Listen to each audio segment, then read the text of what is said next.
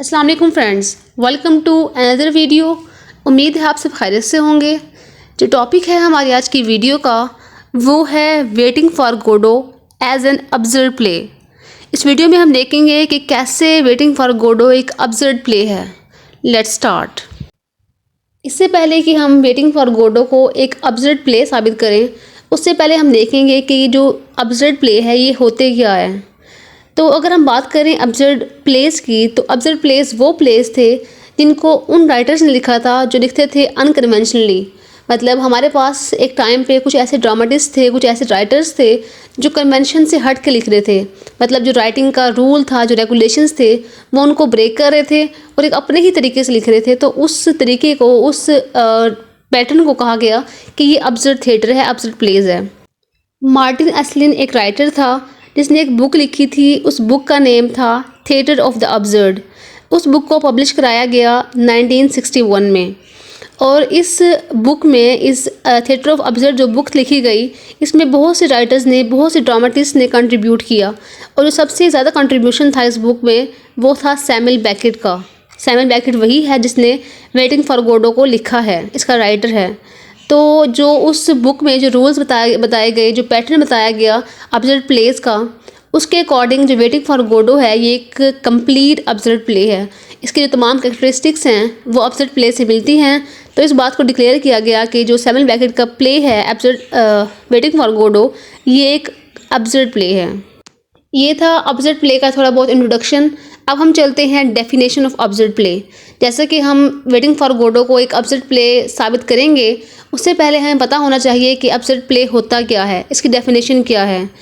तो absurd play को समझने के लिए हम इसको डिफ्रेंशिएट करेंगे, इसका कंपैरिजन करेंगे गुड प्ले से। तो हम देखेंगे कि गुड प्ले में क्या होता है, एक अच्छे प्ले में क्या होता है और अब्सर्ड प्ले में क्या होता है। तो हम चलते हैं इसकी डेफिनेशन की तरफ। If a good play must have a cleverly constructed story, these absurd plays have no story or plot to speak of. A good play is judged by subtitle of characterization and motivation.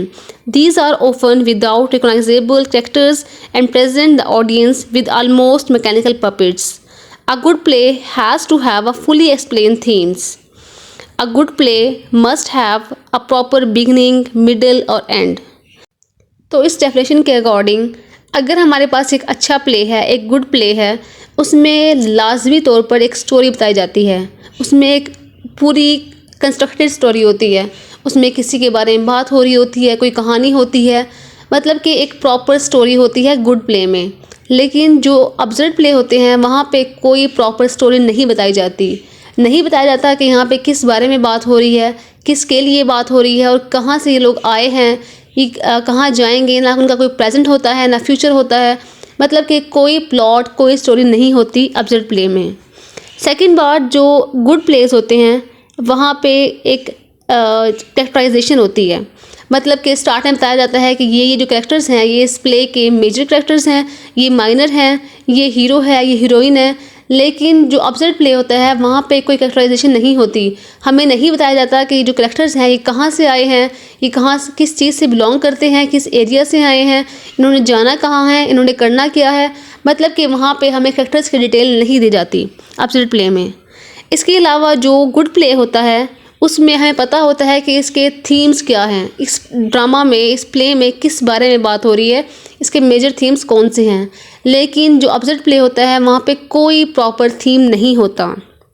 इसके अलावा जो एक good place होते हैं वहाँ पे story की, drama की, प्ले की एक प्रॉपर बिगनिंग होती है, फिर मिडल होता है और फिर एंड होता है। लेकिन अब्सर्ड प्ले में ना कोई स्टोरी होती है, ना कोई बिगनिंग, ना मिडल, ना एंड। हमें नहीं पता कि यहाँ पे हो क्या रहा है। इसके अलावा जो कैरेक्टर्स होते हैं गुड प्ले में, उनके जो डायलॉग्स होते हैं, उनके डायलॉग्स का कोई ना कोई मीनिंग होता है। मतलब अगर कोई बात कर रहे हैं तो उसका तो कोई लॉजिकल मीनिंग होता है। लेकिन अब्सर्ड प्ले में जो कैरेक्टर्स बात कर रहे हैं उन्हें नहीं पता कि वो किस बारे में बात कर रहे हैं, ना उनकी कोई प्रॉपर सेंस बन रही होती है, ना कोई मीनिंग बन रहा होता है उनकी बातों का। तो यहाँ पे तकरीबन अब्सर्ड प्ले में जो कैरेक्टर्स होते हैं वो यूजलेस डायलॉग्स बोलते हैं और वो तकरीबन मैकेनिकल पपेट्स होते हैं, क्योंकि उन्हें नहीं पता कि हमने कहाँ जाना है, हम कहाँ से आए हैं, हमारा फ्यूचर क्या होगा, हमारा पास्ट क्या था। तो वो as a mechanical puppet show किए जाते हैं। तो ये था डिफरेंस बिटवीन अब्सर्ड प्ले और गुड प्ले। उम्मीद है आपको समझ आ गई होगी। मज़ीद समझने के लिए हम इस डेफिनेशन को शॉर्ट फॉर्म में लेके आते हैं। हम देखते हैं कि इस डेफिनेशन से कौन कौन सी कैरेक्टरिस्टिक्स हमारे पास आती हैं। तो जो कैरेक्टरिस्टिक है अब्सर्ड प्ले की, फर्स्ट वो है no story no plot. Second characteristic हमारे सामने आई है no characterization and motivation. Third जो हमारे पास आई है वो है neither a proper beginning nor ending. Fourth है अनएक्सप्लेन थीम्स और फिफ्थ है यूजलेस डायलॉग्स। तो इन अगर हम पांचों कैरेक्टरिस्टिक्स को मिलाएं तो हमारे पास डेफिनेशन ऑफ अब्सर्ड प्ले बन जाती है। अब इन पांचों कैरेक्टरिस्टिक्स को हम देखेंगे कि कैसे कैसे ये जो हमारा प्ले है, हमारा ड्रामा है वेटिंग फॉर गोडो, इसको कैसे हम लोग इन कैरेक्टरिस्टिक के थ्रू एक अब्सर्ड प्ले साबित करेंगे। Let's start. तो जो सबसे पहली कैरेक्टरिस्टिक हमारे पास है वो है no story no plot. Waiting for Godot does not tell any story nor does it has a plot. जैसे कि हम जानते हैं कि वेटिंग फॉर गोडो में ना ही कोई स्टोरी बताई गई है हमें और ना ही कोई प्लॉट है इसका। The play starts with waiting and ends with it. जो हमारा प्ले है वो स्टार्ट होता है वेटिंग से और वेटिंग पे ही एंड हो जाता है। जैसा कि हम जानते हैं कि इस ड्रामा में जो हमारे कैरेक्टर्स हैं एस्ट्रागोन और व्लादिमीर, वो लोग वेट कर रहे हैं गोडो का। स्टार्ट में दिखाया गया है, लेकिन जब प्ले एंड होता है तो उस टाइम पे भी वो वेट ही कर रहे होते हैं। जो गोडो होता है वो नहीं आता। तो जो हमारा प्ले है वो स्टार्ट भी वेटिंग पे हो रहा है और एंड भी वेटिंग पे हो रहा है। Characters do not go anywhere. जो हमारे कैरेक्टर्स हैं वो एक ही सेटिंग पे बैठे हुए हैं, वो सेटिंग चेंज नहीं करते, अपनी जगह से नहीं उठते, ना ही कोई एक्शन शो करते हैं। They stand still in front of audience and do nothing accept passing the ball. वो सिर्फ एक जगह पे खड़े हैं और कुछ भी नहीं कर रहे, सिर्फ टाइम को पास कर रहे हैं। वो आपस में बातें कर रहे हैं और इसलिए कर रहे हैं ताकि जो उनका टाइम है वो गुजर सके, ताकि अपना जो ज़िंदगी का वक्त है उसको वो गुजार सकें। तो ये शो कर रहा है कि ये जो कैरेक्टरिस्टिक है ये पूरी हो रही है इस प्ले में। तो इस कैरेक्टरिस्टिक के अकॉर्डिंग जो हमारा प्ले है वो एक अब्सर्ड प्ले है, क्योंकि वहाँ पे ना कोई स्टोरी है और ना कोई प्लॉट है। इसके बाद जो हमारे पास सेकंड कैरेक्टरिस्टिक है वो है लैक ऑफ कैरेक्टराइजेशन। जैसे कि हम जानते हैं कि इस प्ले में we don't know past of the characters. जैसे हमने पहले बात की है कि हमें नहीं पता ये जो कैरेक्टर्स हैं ये कौन हैं, ये कहाँ से आए हैं। They are not introduce to the audience. इसके बारे में नहीं बताया गया ऑडियंस को ये कि कौन है, ये कहाँ से आए हैं। We know only their names and their miserable situation. हम सिर्फ इनका नेम जानते हैं कि इनका नेम एस्ट्रागोन है, व्लादिमीर है, और हम ये जानते हैं कि जिनकी सिचुएशन है वो बहुत ही मिजरेबल है। Their motives are unclear. और हमें ये भी नहीं पता कि इनके मोटिव्स क्या हैं, इनका मिशन क्या है, इन्हें करना क्या चाहते हैं अपनी लाइफ में। We know that they are waiting for Godot, but it is not told to the audience that what purpose Godot will serve if he comes.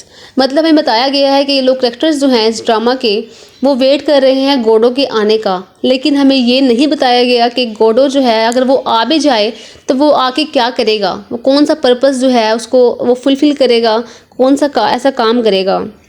इसके बाद है कि तो ये जो कैरेक्टरिस्टिक है हमारी लैक ऑफ कैरेक्टराइजेशन, ये भी शो कर रही है कि जो वेटिंग फॉर गोडो है एक अब्सर्ड प्ले है, क्योंकि यहाँ पे कोई कैरेक्टराइजेशन नहीं बताई गई। अब हम चलते हैं अपने थर्ड कैरेक्टरिस्टिक्स की तरफ, जो कि है नो बिगनिंग एंड एंड। जैसा कि हमने पहले ही बात की है कि इस ड्रामा में कोई प्रॉपर बिगनिंग नहीं है और ना ही कोई एंड है। ये जो हमारा ड्रामा है ये एक सिचुएशन पे स्टार्ट होता है और उसी सेम सिचुएशन पे ये ड्रामा एंड होता है, जो कि है वेटिंग। अगर हम इन दोनों इस ड्रामा के दो एक्ट्स हैं, अगर हम इन दोनों एक्ट्स का कंपैरिजन करें तो हमें ये चीज़ शो होगी कि इसमें कोई बिगनिंग और कोई एंड नहीं है।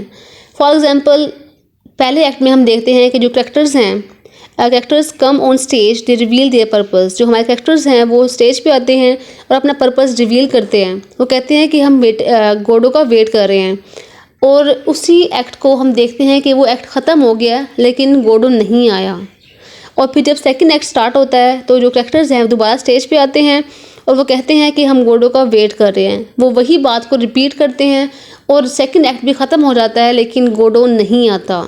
तो ये चीज़ शो कर रही है कि इसका ना ही कोई बिगनिंग है, क्योंकि जो सिचुएशन है, जो कंडीशन है वो सेम है एक्ट के स्टार्ट में भी और एंड में भी। तो यहाँ पे किसी चीज़ का ख़त्म होने का इशारा नहीं है, ना ही कोई नई चीज़ शुरू हो रही है और ना ही किसी चीज़ का एंड हो रहा है। तो ये कैरेक्टरिस्टिक भी शो कर रही है कि ये जो वेटिंग फॉर गोडो है एक अब्सर्ड प्ले है।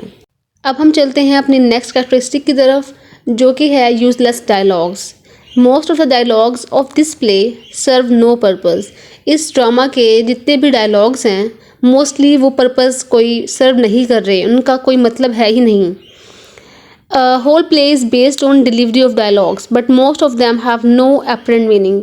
जो ड्रामा है, ये जो प्ले है, ये पूरा मुश्तमिल है डिलीवरी ऑफ डायलॉग्स पे, लेकिन इन डायलॉग्स के डिलीवरी से कोई असर नहीं हो रहा, इन डिलीवरी का कोई फ़ायदा है ही नहीं, क्योंकि ये जो डायलॉग बोल रहे हैं उस डायलॉग का कोई पर्पज़ ही नहीं है। फॉर एग्ज़ाम्पल, एक जगह पे ये लोग बात कर रहे होते हैं और इनमें से एक कहता है कि हम चलते हैं, हमें चलना चाहिए। दूसरा कहता है हाँ ठीक है हम चलते हैं। ये लोग जाने की बात कर रहे हैं, दूसरा बंदा भी इस चीज़ से एग्री कर रहा है, लेकिन वो ये कहने के बाद फिर भी अपनी जगह पे ही बैठे हैं, वहाँ से नहीं उठ रहे। तो ये चीज़ शो कर रही है कि जो बोल रहे हैं उनका कोई पर्पज़ ही नहीं है, कोई मीनिंग ही नहीं है, वो सिर्फ टाइम पास करने के लिए बोल रहे हैं। अब चलते हैं हम नेक्स्ट कैरेक्टरिस्टिक की तरफ, जो कि है unexplained themes. Unclear themes also make waiting for Godot a play of absurd theatre. इसमें जो ये कैरेक्टरिस्टिक है इसकी अनएक्सप्लेन थीम्स की, ये भी इसको एक अब्सर्ड प्ले बनाती है। Audience do not observe any obvious theme in the play. Audience को कोई भी ऑब्वियस थीम नहीं मिलता इस प्ले के अंदर। अ play is always dependent on themes. जैसे कि हम जानते हैं कि जो एक ड्रामा होता है, एक प्ले होता है, वो डिपेंड कर रहा होता है अपने थीम्स के ऊपर, क्योंकि वो उन्हीं थीम्स के बारे में बात होती है इस ड्रामा में, उन्हीं को लेके चलते हैं। लेकिन हमें इस ड्रामा में कोई ऐसा थीम नहीं मिलता, कोई ऐसा पर्पज़ नहीं मिलता जिसके बारे में वो बात कर रहे हों। Waiting for Godot has no theme, if there is any it is hidden. वो कहते हैं कि इस ड्रामा में कोई थीम है ही नहीं, अगर कोई थीम होगा भी तो हो सकता है कि वो हिडन हो, लेकिन अपेरेंटली कोई थीम नज़र नहीं आता इस ड्रामा में। तो इस कैरेक्टरिस्टिक के अकॉर्डिंग भी जो हमारे पास वेटिंग फॉर गोडो है वो एक अब्सर्ड प्ले है। ये थी हमारी आज की वीडियो जिसमें हमने डिस्कस किया है वेटिंग फॉर गोडो को और साबित किया है कि कैसे वो एक अब्सर्ड प्ले है। हमने इसकी डेफिनेशन देखी है, वहाँ से उसकी कैरेक्टरिस्टिक्स निकाली हैं, जिसके अकॉर्डिंग जो वेटिंग फॉर गोडो है वो एक अब्सर्ड प्ले है। पहले जो कैरेक्टरिस्टिक है वो है no story no plot. Second हमारे पास है नॉट प्रॉपर बिगनिंग और एंड। उसके बाद हमारे पास जो नेक्स्ट कैरेक्टरिस्टिक है वो है अनएक्सप्लेन थीम्स। उसके बाद है यूजलेस डायलॉग्स और लैक ऑफ फैक्टराइजेशन। कोशिश की है इसको समझाने की, उम्मीद है आपको समझ आ गई होगी। अगर समझ आ गई है तो don't forget to share this video with your friends and class fellows. Thank you.